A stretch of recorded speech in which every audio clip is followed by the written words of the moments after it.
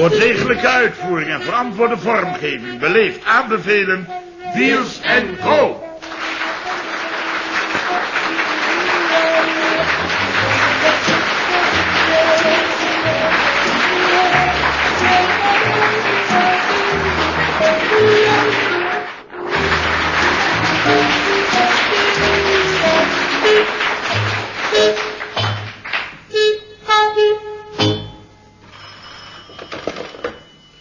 Vriendenhuisbedrijf goedemorgen. Hey, dag Charles. Weer terug van vakantie, joh? Oh ja, je was in Venetië, hè? Ja. Oh ja? Vind jij het een mooie stad? Jo, nee, ik vind het iets verschrikkelijks juist. Nee, neem nou die Santa Maria della Salute. Vind je geen kreng van een kerk? En dat patserige dogenpaleis dan? Hé, wat gek. Trouwens, dat vieze grachie, zeg. Het Canal Grande, zo gezegd, hè? Alleen al de lucht, zeg. Ontzettend. En dan dat melige pleintje waar ze allemaal zo over roepen. Dat vind ik helemaal zo'n armoe. Jij niet? Merkwaardig, zeg. Al was het alleen al die zogenaamde schilderachtige doorkijkjes, zeg. De achterbuurt grijnt schaamberachtig. En iedereen maar staan zwijmelen van... Oh, wat mooi. Ik begrijp het niet, jij? Jij wel. Nou ja, smaken verschillen, hè. Maar ik moet er niet aan denken, hoor. Ik hoef het woord maar te horen of ik spuw al vuur. Nou, leuk dat je even gebeld hebt, hoor, Charles, hè? Ja, doei! Zo, dat spaart weer een avondje dia's loeren uit. Weer, zeg. Ik zat als een muur weer. Ik dacht dat ik stierf. Ik denk, ga dood. Maar genoten, hoor. Goedemorgen. Morgen, meneer Biels. Morgen, nee, die herken je niet, hoor, Paul. Hoe dat hem even goed gedaan heeft, zegt die rust. Maar ik moest maar zien dat ik eruit kwam, hè. Ja. Zie je? En zo heeft ieder zijn problemen. Je zegt het. Waaruit? Pardon? Waar moest je uitzien te komen? Waaruit? Waar heb ik het nou over? Geen idee. Oh, het is toch merkwaardig dat jij altijd zo slecht luistert. Een dingesbal. Een bal van dinges, zo heet het goedje. Dat witte spul, die wemeldingen, die koude drukte, die diepvriesbuien, de vlokkenbeweging. Sneeuw. Sneeuw! Ah, juist. Waarom zeg je dat niet meteen? Mijn sneeuwbal. Ik had een sneeuwbal gerold van zo'n dinges, hè, zo'n ijsman, hoe heet het? Een sneeuwpop. Een sneeuwpop, juist, zo'n bal, hè. En hoe kwam je daar dan in? Hoe kwam ik daar niet in? Zeg, daar kwam ik ook niet in. Ik kwam daaronder, door die spreeuw. Spreeuw? Spreeuw, in de sneeuw, ja, spreeuw in de sneeuw. Zo'n zwartjoekert. Wat deed hij dan? Die ging erop zitten, die gek. Op die bal, met zijn volle gewicht. Maar hoe kom jij er dan onder? Dat begrijp ik niet. Oh nee, nou, dan moet jij je sneeuwbal maar eens tegen een heuveltje oprollen. Dan moet jij halverwege eens even gaan staan uitblazen. Even een sigaar opsteken. Gaat die zwartjoekert er even met zijn vette lijf op die bal zitten, zeg. Ach, gut. En toen rolde hij naar beneden. Ik dacht dat ik stierf, zeg. Ik denk, ga dood op mijn nek aan toe. Als een muur. Vriezen we dood, dan vriezen we dood. Bij jou in de tuin? Nee, gek. Op die vlakte. Die natuurwoestijn. Zo'n Veluweplein. Hoe heet die schapenkwekerij? Ah, de hei, juist. Ja. Op de grote stille heide. Sneeuwbal eenzaam rond, ja. Bij de zwartgerokte joeker ligt te blaren op de grond. Wat zou het? Joh, maar wat doe je op de hei? Dat doe ik niks. Daar heb ik dat boerderijtje voor gekocht. Om daar af en toe eens niks te doen. Een beetje ontspannen. Probeer jij je maar eens te ontspannen. Als een muur in een bal zit. Oh, wat enig zeg, een boerderijtje. Ja. Met je vrouw? Voor de weekenden? Met Doemie op de hei? Nee, dankjewel zeg. Nee. Dat was van de zomer eens, maar nooit meer hoor. Oh nee? En waarom niet? Ah, kijk. Die kan daar niet tegen, die meid, hè. Tegen die stilte. Die kwijnt daar weg, hè. Die verinneweert daar helemaal.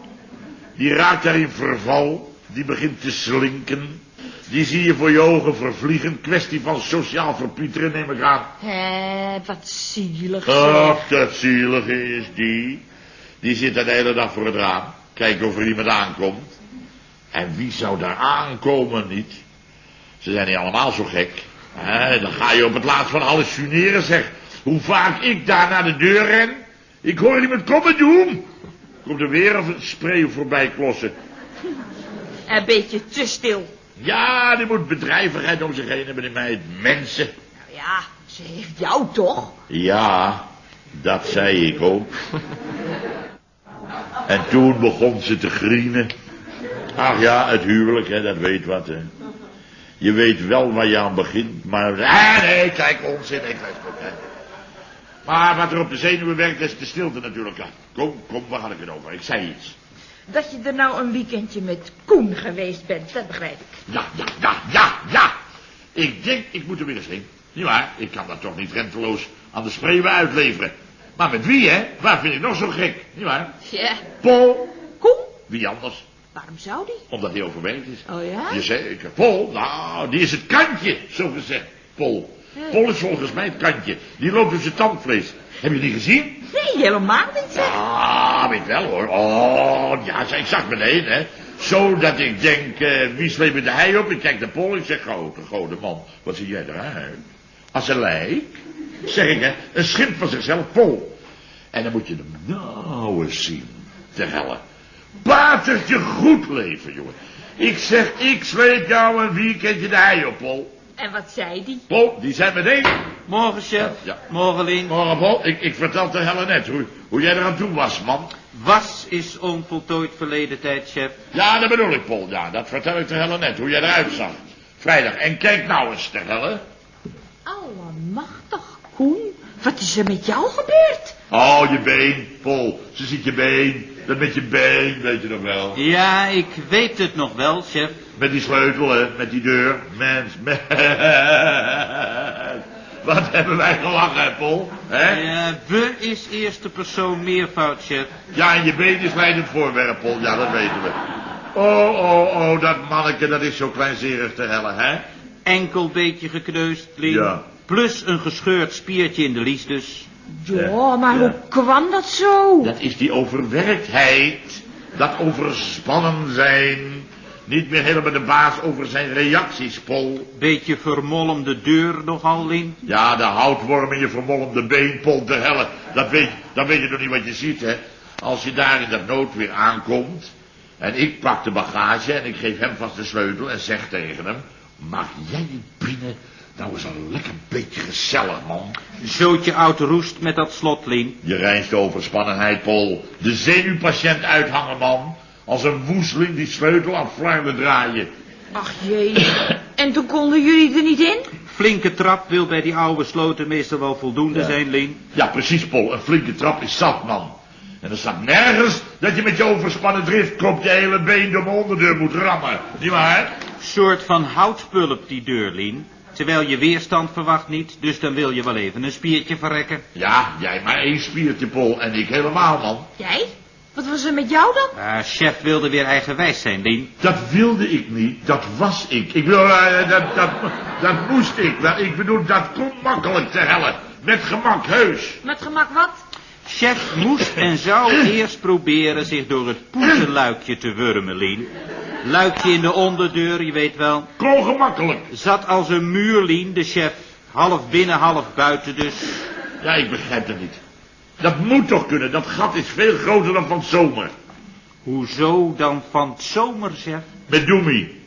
Toen was er ook iets met het slot. Dat haperde toen een beetje. Nieuwigheid waarschijnlijk. En kon je toen wel door dat gat dan? Hè? Nee. Het niet. Nee. Begrijp ik dat u toen ook al even hebt vastgezeten in dat gat, chef? Ja, Paul, toen heb ik ook al even vastgezeten in dat... Als je 2,5 uur even wenst te noemen. 2,5 uur? En waar was je vrouw dan? Die zat in de kerk. Doemie. Het was zondag. Half uur rijden, ver weg, naar het dorp. Dientje van 1,5 uur, de Veluwe, daar nemen ze er nog tijd voor. Half uurtje terug, maar 2,5 uur. Ja, die moest even naar de kerk, de meid. Terwijl u in dat gat zat, chef, is dat de devotie niet wat erg ver doorgedreven? Als jij op dat uur op de Veluwe ergens anders een timmerman weet op te scharrelen, dan houden we de volgende keer aanbevolen, Paul. Ach, gut. En die heeft je toen uitgezaagd. Ja, dat bedoel ik. Dat gat moet veel groter zijn nou. Ja, ik meende al te zien dat u de laatste tijd toch nog weer wat gezetter bent geworden, chef. Ik? Nou, ter helle hier. Zo komen nou de praatjes in de wereld. Hier, man. Hier, kijk eens even, Marien. Nou, ja, nou hou ik niks in. En nou kunnen er hier 2 handen. Nou ja, goed, als er nog 1 hand ruim. Ja, wat krijgen we nou, zeg? Ja, onzin. Gepraat over dik worden altijd. Dat is alleen maar om de aandacht af te leiden. Waarvan, chef? Van je eigen opgewonden standje, man. Dan schopt meneer eerst even dwars door mijn eigen deur. De spreeuwen van mijn hoed. En vervolgens knalt hij me met deur en al met mijn blote kop tegen het meterkassie. Zei je spreeuwen? Huis vol, Lien. Ja, verschrikkelijk zeg. Hoe die daar binnengekomen zijn. Achterdeur stond open, chef. Bleek... Ja, was me ook al een raadsel. En koud, de helle koud met die wind, zeg, met die stukken de voordeur en de open achterdeur koud. En de spreeuwen en donker. Dat ik zeg tegen Paul, ga jij ze maar lekker gauw licht maken. Au, daar nou, chef. Zodat u het zegt, voel ik het weer, merkt u. Hé, maar het fijnsteren, Paul. Ja, mijn arm, Lien, nog steeds goed lam, hoor. Ja. Joh, waarvan? Beetje kortsluiting, hè. Ja. Een paar lekkere blaren op mijn vingers nog. Beetje verrot dus, die leidingen. Beetje vocht en zo. Oh, dus je hebt er wel elektriciteit. Ja, daar hebben we van alles. Licht. Ah, dat wou het gemeentemannetje van het zomerberachter afkeuren, zegt, die leidingen. Ik zeg, niks jij. Man, een paar gulden toegestopt. Niks jij, hier even. Komen een paar nieuwe klompen vallen. En dan nu doet hij dus door een 's morgens mijn laarzen aan, rubber handschoenen, stofzuiger. Als je er maar niet aankomt. Mijn fout, chef. En gas en water? Serieuze pomp, Lien. En bevroren dus ook. Ja, lekker is dat zeg. Je tanden poetsen met bier. Lekkere smaak, lekker schuim ook. Ja, zeg, en gas ook? Ja, mijn wenkbrauwen dus, Lien. Je wenkbrauwen? Ja, waarachtig zeg. Ik denk ook al, wat kijk je alsmaar verbaasd. Ja, beetje verschroeid dus. Overspannen hoort de helle die. Beetje overwerkt in de weg gaan staan. Als ik die gasfles niet open kan krijgen. Hè, zich ermee bemoeien, dan krijg je dat. Met een nijptang, Lien. Met een brandende sigaar, hoor, de chef. Zwaar veroxideerde fles gas. Kreeg ik hem ermee open of niet, Paul? Zo'n steekvlam, Lien. Als het de chef niet had weggetrokken, waren het zijn wenkbrauwen geweest. Ah, je bent er op de relaxen, Paul. Niet om een beetje de malle held uit te hangen, man. Niks aan de hand. Ik blies al. Oh, het klonk mij meer als gillen in de oren, chef. Let's go, Paul. Ik gilde pas toen ik de bedsteeddeur opende, man. Ach jee, spreeuwen weer? Spreeuwen? Dat was ik toen al langer gewend, hoor. Nee, je joeg ze niet eens meer weg. Die hingen toen al bij Tros aan mijn horlogeketting te proeven. Opzij jij nou ik even, hè, vechten maar jongen. Nee, toen ik die bedstee opende, hè. Als je dan in armoede maar naar bed denkt te gaan in die kou. En in dat aardedonkere gat zegt iemand dan opeens... Hoi! Ja, hè? Nou flik je me het alweer, man. Zit je niet in de bedstee, dan kom je binnen. Oh, dat ja. Ja, dat voor de bedsteden, het was net alsof ze 's nachts op Cape Canaveral een dikke raket lanceerden, weet je wel. Als dat mislukt dan, hè. Zodat hij even omhoog gaat dan, en dan hangt hij even schuin. En dan gaat hij maar weer gauw even met zijn grote platvoeten op zijn grote platform staan uiteigen. Die toer, weet je Ja, wel. de groeten. Joh, was jij er dan ook? Ja, ik zat daar dus even met dolle mini in de bedstee, dus eigenlijk, begrijp je wel, Lien? Van dat dus meer dus eigenlijk dan dus. Oh.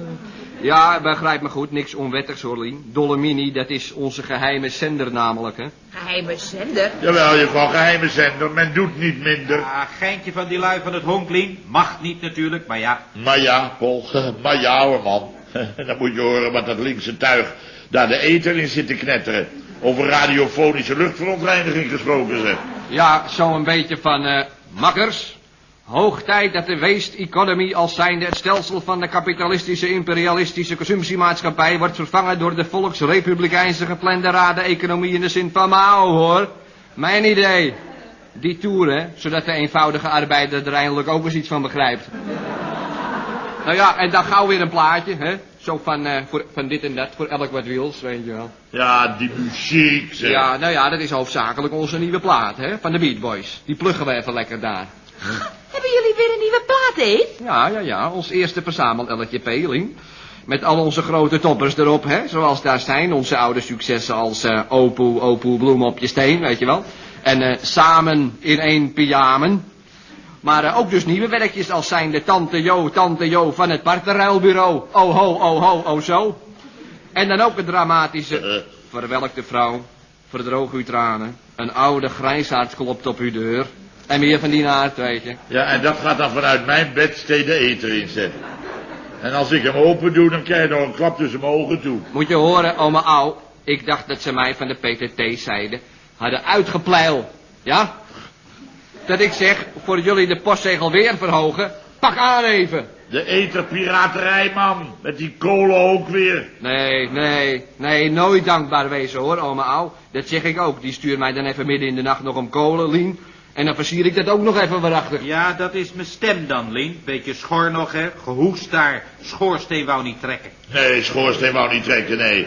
Maar dat zal Pol nog wel weer even klaren, hoor. Met zijn overspannen hersens. Ja, u stuurde me het dak op, chef. Sorry. Met de boodschap voorzichtig aan, man. En niet met de boodschap knal maar door mijn dak, Pol. Mijn enkel dus, Lien. Beetje verstuikt, hè. Totaal vergaan, dat riet.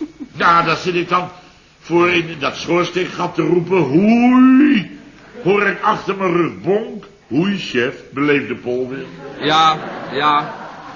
Ga jij maar een sneeuwpop bouwen, jij. Ik bouwde helemaal geen sneeuwpop, ik zat in de sneeuwbal. Dat is een ander paar machetten. Ik sta daar even uit te blazen. Ik steek een sigaar op en rang in mijn rug. De volgende morgen te hellen. Pak sneeuw van 1 meter tot mijn nek. In die bal. Als een muur. Dat ik kom naar buiten, Lien, en ik zie een sneeuwpop, ja. Een soort van sneeuwmannetje pis, zeg maar. Ja, doe me nog genoegen. Die was ik kwijt. Dat was mijn sigaar. Ter helle, je houdt het niet voor mogelijk, hoor. Ik doe mijn ogen open en rang. Rang? Ah, beetje gekheid, Lien. Ik zie daar die verschrikkelijke sneeuwman, hè. De chef dus, niet wetend. Dat ik gooi je meteen met een lekkere sneeuwbal die malle hoed van zijn gekke witte hersens, hè. Ja hoor, Paul, een beetje gekheid. Door nauwelijks kan ik me weer een beetje uit mijn ogen kijken of Wam. Ditmaal Wam. Ditmaal Wam peen tussen mijn tanden. Wie? Peen. Ja, ik vond die neus, die vond ik eigenlijk niet zo geslaagd, Lien, weet je wel. Dat moet een echte peen wezen, vond ik meer eigenlijk. Ja, maar dan steek je hem in mijn mond. Sorry, maar mijn neus zit nog steeds hier. Ja, kunst, als je hem aanwijst. Ga jij maar zenden een uurtje. Nou, daar heb jij je leven aan te danken anders, aan mijn zenden. Oh ja? Hoezo? Overdreven. Nee, we zullen zeggen dat wij niet geïsoleerd zaten daar in die sneeuw. In die sneeuw door jou? Wie liet mij de beek inrijden? Dat deed je zelf. Ik zei nog, rij jij nou eerst die auto naar de weg? Ik wijs wel even. De helle, hij wijst wel even. 1 meter sneeuw. Auto op het erf. 1 grote sneeuwvlakte. Geen beek meer te zien. Meneer zal wel even het bruggetje wijzen. Het bruggetje? Het beekie. Ik wees het beekie. Het beekie? Als ik over het bruggetje moet? Ja, dan moet je niet in het beekie, nee. Nee, dan moet ik over het bruggetje, ja. Ja, precies, dus dan wijs ik jou waar het beekie is. Waar ik niet wezen moet. Nee, maar je rijdt er wel in. Omdat jij wees van daarom. Ik wees juist van daarom niet. Moet je zeggen waar je wijst. Dat wees ik. Noem het geen veelzeggend wijzen zich als ik op het beekie wijs. Nou, mijn neus dus, Lien. Tegen Oh. het dashboard, hè. Beetje ontveld. Rampen te helle rampen. Als een muur op zijn neus in de sneeuw, die bak zegt. Door het achterraampje zijn we eruit moeten kruipen, Pol en ik. Als negers. Als wat? Als negers over die kolenbergen kropen. Ja, je moet hem vooral kolen laten halen, die daar. Man, dat had je gezegd. Dat had ik gezegd. Ik had gezegd, haal een paar mut kolen, ja. Ja, en toen vroeg ik nog, waarin? En toen zei ik, in de auto, ja. Nou, zie je wel. Ja, zie je wel. Ga jij maar weer met een flesje bierst. Je bent een flesje bier staan wassen. Ja, met geen mogelijkheid er meer uit te krijgen, die wagen, Lien. Nee. We kwamen daar niet meer weg, zeggen. Toen heeft Eve hier met de Dolomini een paar lui van het honk opgeroepen, hè. Die kwamen meteen gelukkig. Meteen je als dieven in de nacht te hellen. Die laat die Russen nog een hele dag naar de spreeuwen zitten schoppen. En kruipt de bedstem maar weer in. Ja, die lui moeten zien te liften, chef. We hebben niet allemaal een kar van 30 mil onder de broek, ja. Met 5 mut kolen aan boord, Koen. Alleen daarvoor zouden zij al een moord doen, zeg. Ja, dat doen ze toch nog wel niet. Jij moet dat gaaiers nodig nog gaan zitten verdedigen, Pol. Als ze jezelf waarachter midden in de nacht uit je bed steeds sleuren en je een pak slaag geven van kom er maar eens om. Iemand die overwerkt is, notabene. Dat zijn die blauwe plekken dus, Lien. Beetje pijnlijk nog wel. Ja, nee, dat was van dat ik over de Dolomini had gezegd van alarm, Maggerts, komt even. Dat hadden zij verkeerd begrepen dus eigenlijk. Zij hadden begrepen van dat wij dus door de PTT waren uitgepeild dus eigenlijk. En vandaar dat zij Koen abusievelijk even voor zo'n PTT'er aanzagen. Ja, met die pet op. Met die pet op? Paul had helemaal geen pet op. Nee, maar zij waren in de veronderstelling dat hij die voor het slapen gaan even had afgezet, weet je wel. Weet je wel, ja. Oh, daar, Linderman. Verenigd aan het bedrijf musical, goedemorgen. Ja, wie is er, lieverd? Ik geef hem even. Ja, dank je, Bielsje. Ja, meneer Linderman, Samantha nu even bij.